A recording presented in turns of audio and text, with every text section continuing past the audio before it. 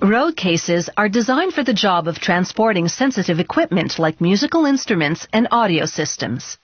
These wheeled trunks are tough on the outside with cushy foam on the inside. With road cases, the gear arrives intact and ready to rock and roll. Behind every superstar, there's plenty of this custom luggage.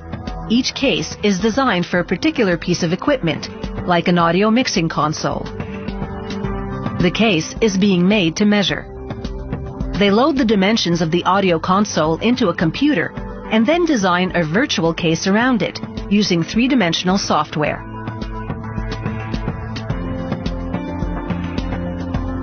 Once a customer approves the computer blueprint, they're ready to build. Workers roll adhesive onto thick birch plywood. They coat the entire sheet. The plywood is now ready to receive a thermoplastic outer skin. They align the thermoplastic with the adhesive-coated plywood and lower it into place. They feed the thermoplastic and plywood layers to rollers that squeeze out any bubbles for an airtight bond. Then the heat from this hot press activates the adhesive and it cures for an even better bond to the plywood. The result is a laminated thermoplastic plywood sheet. Next, a computer-guided router carves through the laminated sheet, following the design drawn up in cyberspace. This produces the exterior panels, each one precisely sized for the audio console case. The router also cuts out holes for latches and other fittings. A worker pieces together the panels to form the basic carcass of the case.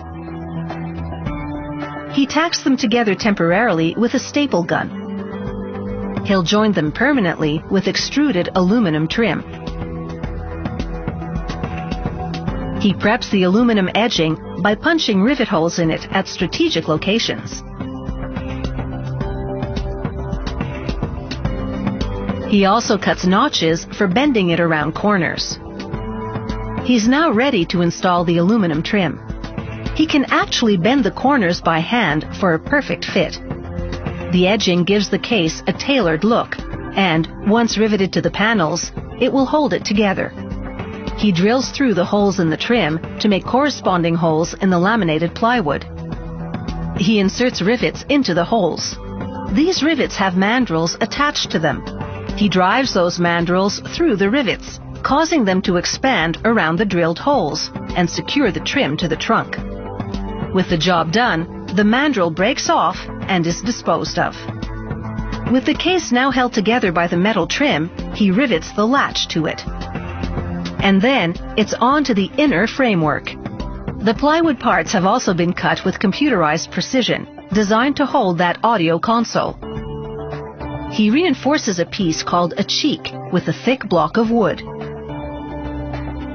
This cheek is one of two that will cradle the audio console. He bulks up the wide end with plywood copies of the cheek's contoured profile, gluing them and nailing them to the main part so this reinforcement job holds.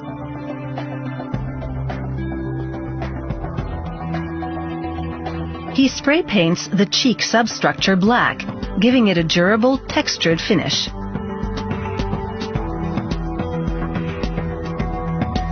He fits the cheeks in the case, one on each side, and bolts them into position.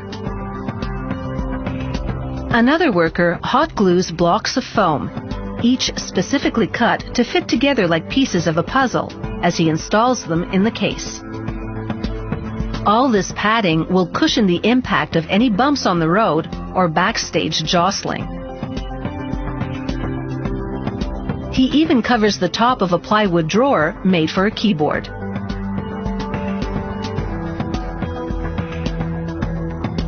They slide the audio mixing console into the case to try it for size.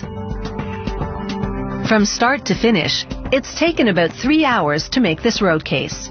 It should last for as long as the audio equipment does, but it all depends on how rough it gets on the road.